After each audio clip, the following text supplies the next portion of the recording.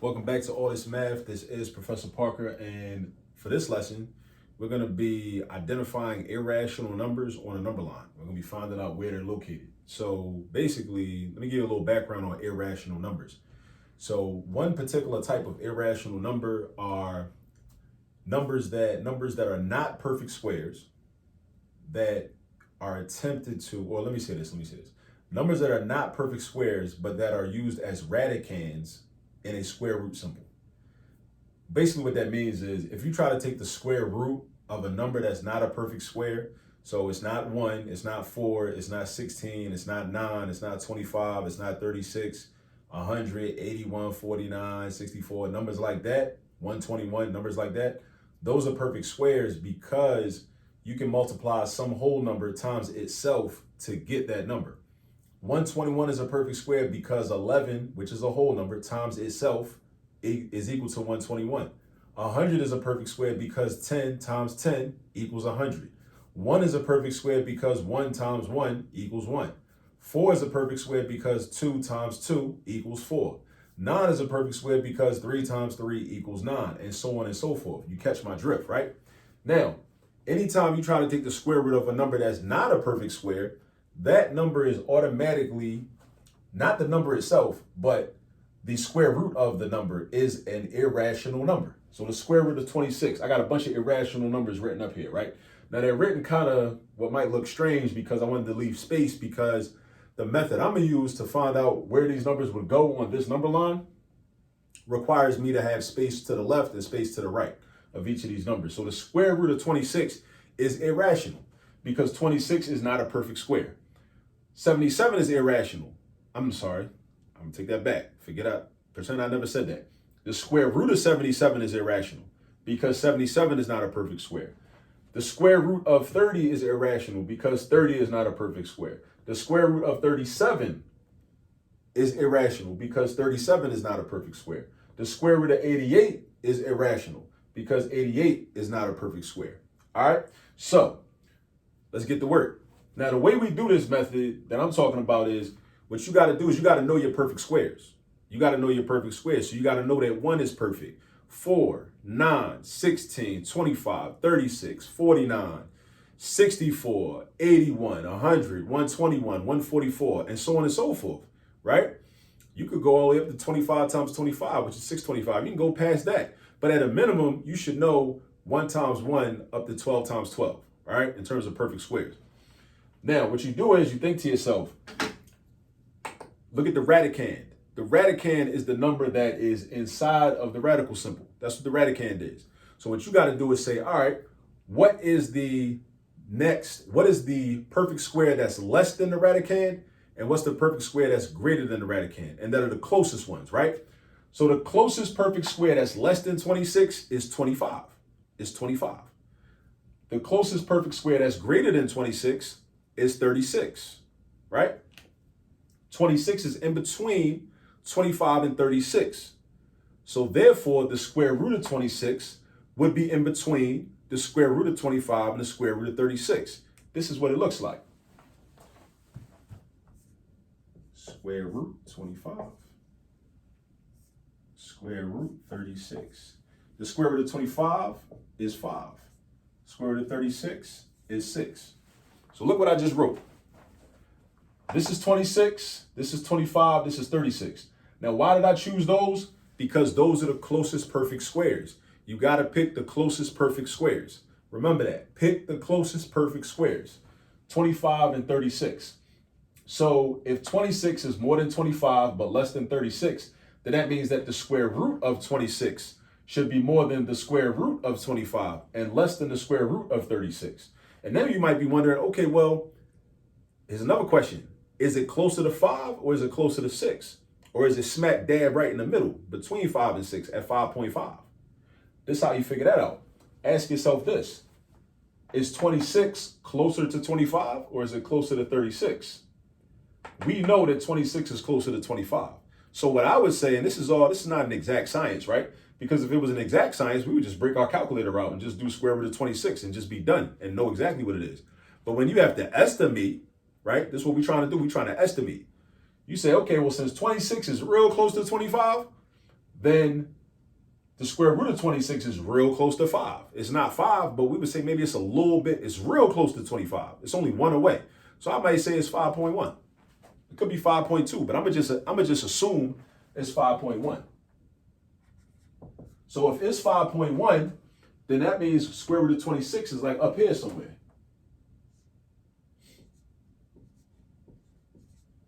Right? Square root of 26, right past 5.0, but less than 5.5, right? Right past 5.0. So we would say this is like 5.1 right here. 5.1, 5.2, 5.3, 5.4, 5.5, right? And that's how you do it. That's how I'm gonna do all these. I got 1, 2, 3, 4 more examples, right? Just to make sure you understand how to do this and you can do it on your own. Now, square root of 88, all right? 88 is my radicand. 88 is my radicand. The radicand is the number written in the radical sign, inside the radical symbol. 88 is my radicand. So I think to myself, what's a perfect square that's less than 88? And what's a perfect square that's greater than 88? So the one that's less than 88 is 81. All right? The one that's less than 88 is 81. So I'm going to say the square root of 81 to the left, because it's less than. And then the one that's greater than 88 is 100. So then I'm going to say the square root of 100. All right? So now, the square root of 81 is going to become 9. The square root of 100 is going to be 10. So I know that the square root of 88 is bigger than 9, but it's less than 10. It's bigger than 9, but it's less than 10. Because 88 is bigger than 81 and less than 100. Now the next question is it closer to 9 or is it closer to 10? Or is it halfway between at 9.5? What I got to do is, I got to say, well, how far away is 81 from 88? 7 spaces. How far away from 88 is 100? 12 spaces. So you got to know how to subtract. In order to do this, you also got to know how to subtract. All right? So that's going to be 12 spaces. So 12 is more than 7. So that means that 88 is closer to 81. It's closer to 81. But it's kind of like close to halfway, because 7 is not really that close to 12, but it's not far away from 12 either. So think about it. What would the halfway point be? If, let me see, between 81 and 100 is 19, right? The distance between 81 and 100 is 19. So what's half of 19? Half of 19 is 9.5. Half of 19 is 9.5. So that means that 9.5 would be, if it was, let me see. So 9.5 should be, half of 19 is 9.5. Oh, what am I doing? Yeah, add 9.5 to 81 or subtract 9.5 from 100. So if I add 9.5 to 81, so think about it like this. If I add 9.5,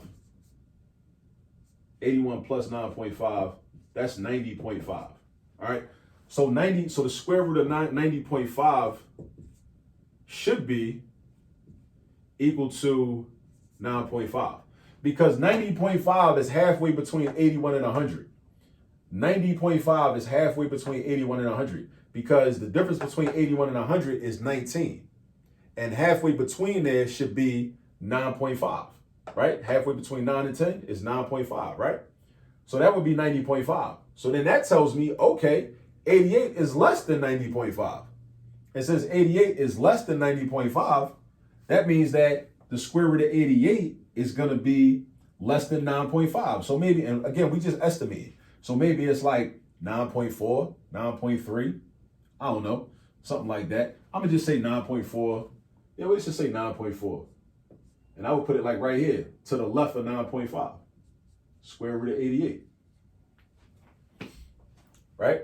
So that one was a little more involved because of the fact that the square root of 88 is kind of, it's closer to the middle, the halfway mark between 81 and 100, right? Let's try 77, or the square root of 77. The square root of 77 is right here. My radicand is 77, so I think of perfect squares. What's a perfect square less than 77? 64. What's a perfect square immediately greater than 77? 81, all right? So I got the square root of 64 and the square root of 81. right? So this is going to be 8 because 64 is a perfect square. This is going to be 9 because 81 is a perfect square. Now, between 8 and 9, what's closer? So 77 is definitely closer to 81. 77 is definitely closer to 81. Definitely. So we talking about, so if we just estimating, I mean, 77 is only 4 units away from 81. So, I mean, we could say it's like 8.8 or 8.9. Yeah, 8.8, 8.9 maybe. You know what I'm saying? It's definitely past 8.5 because there is a, let me see, 17 unit difference between 64 and 81. 17 units, you take half of 17 would be 8.5. 64 plus 8.5 is going to be 76.5.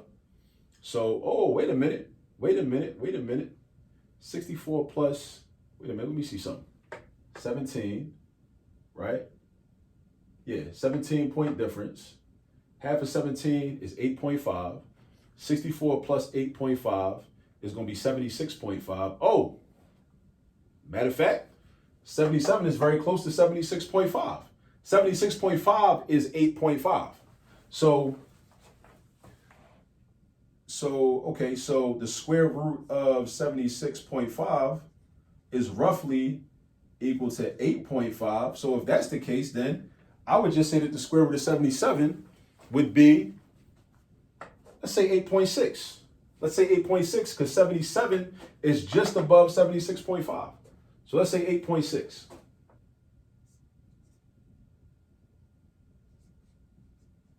Boom, let's do that. All right. Now we got 2 more to do. Square root of 37 and square root of 30.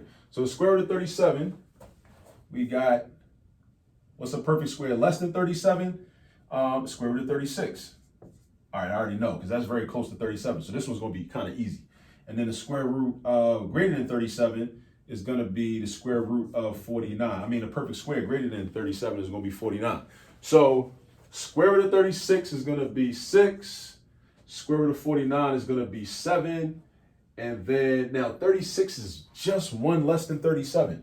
So I'm going to say the square root of 37. I'm going to estimate that to be 6.1. I'm going to estimate that to be 6.1. And I'm going to put that right there.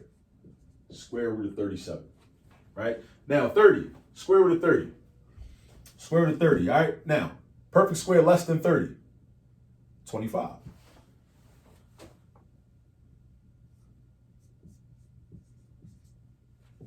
Perfect square greater than 30. 36. That's 5. That's 6. Right? Now, how do I know? I guess what we should be doing, what I've realized from doing this video that I didn't realize before I did this video is that I guess it makes sense to find out where the halfway mark is. So let's find out where 5.5 would be. All right. Unless it's right next to that, to the next perfect square, like in the case of the square root of 37, which is just 1 unit greater than the square root than 36, right? The radicands, when you compare the radicands. So, all right, so there are 11 units between 25 and 36. 11 units between 25 and 36. Half of 11 is 5.5. Half of 11 is 5.5. So if I do 25 plus 5.5, that gives me 30.5. So therefore, the square root of 30.5, square root of 30.5 should equal 5.5. This is an estimate, right? The square root of 30.5 should equal 5.5. Now, in relation to the square root of 30, if the square root of 30.5 is 5.5, then let's say the square root of 30 should be, let's just say 1/10 less. Let's go 1/10 to the left, 5.4. 5.4. So let's say that that's 5.4. All right, square root of 30 is going to be 5.4. Let's just put that right there. Square root of 30. All right, so we did all the examples, right? We did all the examples. We did the square root of 26, square root of 88, square root of 37, square root of 77, square root of 30, right? Those 5 examples, all right? So now, I've shown you how to do this. I've shown you how to pick the perfect square radicand that's less than your radicand and the perfect square that's greater than your radicand. You need to memorize your perfect squares though. You need to know that 1 times 1 is 1, 2 times 2 is 4, 3 times 3 is 9, 4 times 4 is 16, 5 times 5 is 25, 6 times 6 is 36, and so on and so forth. If you don't have it memorized, look it up online. If you don't have it memorized, grab your marble composition notebook and look at that chart in the back, all right? And on the back cover, on the inside of the back cover.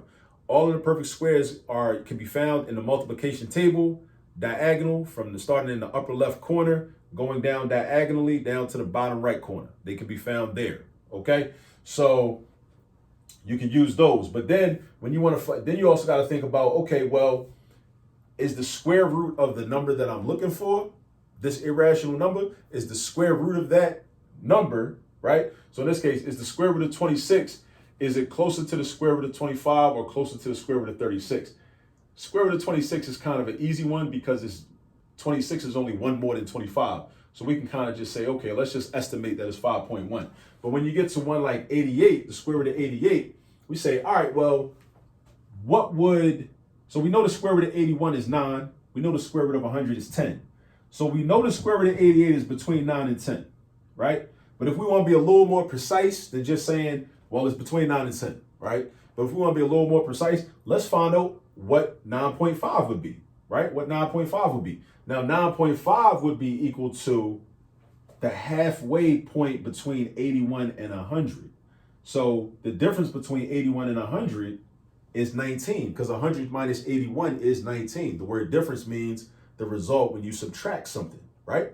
So 100 take away 81 is going to be 19. Then you take half of 19, take half of the difference, basically split the difference, right? So we hear people say split the difference. That's what I'm talking about. We split the difference. The difference is 19. We split it in half. Half of 19 is 9.5, right? So that means that 81 plus 9.5 is going to be 90.5. The square root of 90.5 is going to be 9.5. Then we can get a better idea of where the square root of 88 is, because we know that 88 is less than 90.5.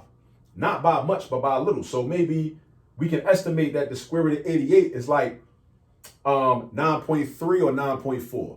9.3, 9.4. But again, it's not an exact science. We estimating. We just estimate. That's all we doing. We estimate. We want to be in the right ballpark. You know? So because we know that the square root of 90.5 is 9.5, because 9.5 is halfway between 9 and 10, and 90.5 is halfway between 81 and 100. So the square root of 90.5 must be equal to or around halfway between the square root of 81 and the square root of 100, right? Then we can get a better idea of where the square root of 88 actually is. Because we know that 88 is less than 90.5. So if 88 is less than 90.5, then that means its square root must be less than 90.5. And not by a whole lot, because 88 and 90.5 ain't that different, right? They kind of close to each other, okay? So this is how you do this skill. This is important. Like, you'll see this on standardized tests. This is famous. These problems are famous. Like, just knowing, being able to figure out, like, when you can't use a calculator, when you're not allowed to use a calculator, figuring out methods of finding equivalent values for square roots, especially with irrational numbers. All right, so irrational numbers, like, and again, like I told you in the beginning, irrational numbers. One type of irrational number are the square root of non-perfect squares. Memorize that. Do yourself a favor, memorize that. The square root of non-perfect squares, meaning we're not talking about 25, 36, 49, 81, 100, 625, 196, 169. We ain't talking about none of them. We talking about like these numbers, like square root of 88, square root of 26, square root of 77, square root of 37, square root of 30. We're talking about those type of numbers. All right, now, this video was kind of long, almost 20 minutes. I ran through a whole lot, went through 5 different examples. I reiterated different steps. Now, I've shown you how to do it. Now, in order for you to master this or become proficient at it, you got to go practice. All right, so go practice, ask your teacher for some more examples that you can practice with until you master this. You want mastery. That's what you want. You want mastery. You don't even want proficiency. You want mastery, right? You want to take it to that next level. You want to level up, right? So go get some practice, and I'll catch up with you on the next video. Peace.